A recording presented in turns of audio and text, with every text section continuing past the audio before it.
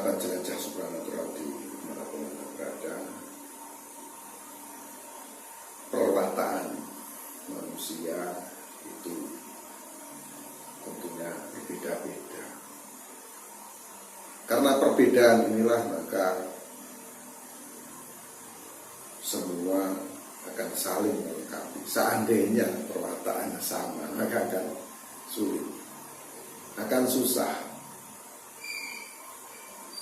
Dan saat perwataan itu berbeda, namun kalau di sini bisa saling melengkapi, tentunya hidup ini akan semakin berwarna. Seperti yang telah dijelaskan oleh kitab kuno, kitab yang sudah diciptakan oleh leluhur kita, terutama leluhurnya orang Jawa. Dan disinilah saya akan terus berusaha untuk berbagi, berusaha untuk mengupas tuntas, menginformasikan kepada sahabat jelajah supranatural dimanapun berada tentang keilmuan yang ada di tanah Jawa. Pada kesempatan kali ini, tak lupa saya terus minta support dan dukungan dari teman-teman, yaitu subscribe, tekan tanda lonceng, komentar, like tentunya. Dan semoga sekali lagi kita senantiasa mendapat rahmat dari Allah Subhanahu wa taala, mendapat kenikmatan dari Allah Subhanahu wa taala, yaitu nikmat sehat. Karena dengan nikmat sehat inilah kita bisa terus melaju, melaksanakan, serta bagaimana kita bisa meraih segala impian-impian kita. Sahabat, kali ini kita akan membahas tentang perwataan manusia berdasarkan kitab kuno, yaitu berdasarkan buku kelahiran atau panjenengan yang lahir pada tanggal 3. Ini masuk dalam hitungan buku wukir, yang maknanya adalah, atau candranya adalah Gunung Katon. Atau bila berpandang jarak yang jauh, namun dia terlihat sangat indah. Jadi buku wukir ini kalau kita lihat sosoknya memang jauh, namun dia terlihat indah. Atau gini ya, kalau keberadaan panjenengan yang lahir pada buku wukir atau lahir pada tanggal 3 ini, orangnya berada di tempat jauh namun terasa sangat dekat, atau terasa sosok panjenengan itu ngangenin gitu, selalu membuat teringat oleh orang lain. Namun keberadaan panjenengan yang lahir pada tanggal 3 ini kalau dekat itu bisa berakibat kurang baik. Namun kalau lama-lama, kalau baru-baru misalnya ketemu dengan orang yang lahir pada tanggal 3 ini, kalau baru-baru ketemu itu enak, nyenengin dan lain-lain. Namun kalau lama-lama ini bisa membuat cemas orang lain. Nah, inilah. Jadi boleh dibilang lebih baik jauh di mata namun dekat di hati. Nah, itulah kelahiran yang masuk buku wukir, yaitu tanggal 3. Selain itu, orangnya yang berbuku ini berbakat sebagai seorang yang mampu mempengaruhi orang lain, atau boleh juga dia mudah dipengaruhi oleh orang lain. Namun hati seseorang yang lahir pada tanggal 3 atau masuk buku wukir ini, sosoknya sangat sulit atau sangat sukar untuk dipengaruhi. Untuk dipengaruhi, untuk didoktrin ini sulit karena memang memiliki pendirian yang sangat kuat.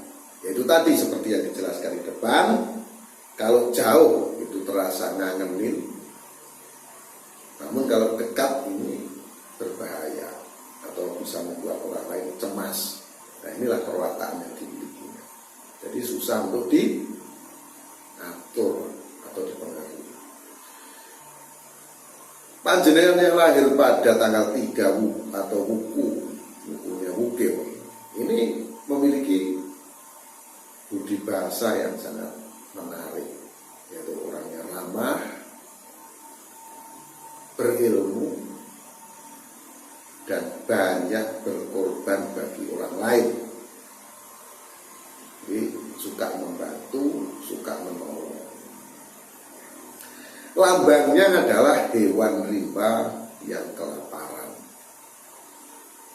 Nah, panjenengan bisa bayangkan, ini perlambangnya ini hewan rimba yang kelaparan. Ini maknanya apa? Maknanya sosok yang lahir pada tanggal 3 masuk dalam hitungan wuku wukil ini, sosoknya ini gila akan pekerjaan.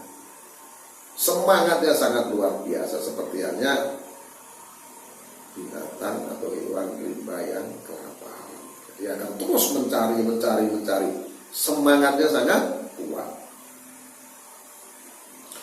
Nah, kalau kita melihat keunggulan atau keistimewaan yang lahir pada tanggal 3 dan masuk hitungan wuku wukil, ini bahayanya apa? Nah, ini sosoknya kurang berhati-hati.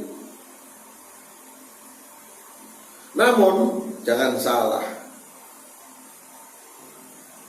sosok yang lahir pada tanggal 3 ini mampu untuk menghadapi permasalahan seperti fitnah dan teraniaya. Dia sangat mampu untuk menghadapi itu semua. Walaupun kondisinya ini berat, teraniaya yang lahir pada tanggal 3 ini tetap akan mampu untuk menyelesaikan. Nah, karena yang saya sampaikan tadi ada kelebihan yang sifatnya fitnah dan lain-lain, tentunya ya tanggal 3 ini akan sering mendapatkan fitnah. Maka dari itu di sini ada tolak balaknya. Ada penangkalnya. Apa itu penangkalnya? Yaitu harus ada selamatan, doa khusus atau kenduri. Syaratnya apa? Syaratnya kelapa 4 butir, umbi-umbian. Umbi-umbian itu apa ya? Seperti singkong atau kentang atau ketela dan lain-lain. Itulah disebut umbi-umbian. Jadi buah yang berasal dari akar. Singkong itu kan dari akar. Bisa ubi rambat, ubi singkong. Ini syaratnya ya. Bagaimana tata cara ritualnya? Nah, ini harus orang yang bisa. Kalau kita cerita di sini harus tahu mantranya, amalannya panjang. Jadi harus orang yang bisa untuk melakukan ritual tersebut. Kalau panjenengan mau bisa ya harus berguru kepada orang yang paham. Kalau selamatannya tadi dengan syarat 4 butir kelapa ditambah umbi-umbian, di sini juga ada pendindingnya. Itu kalau dalam bahasa Melayu.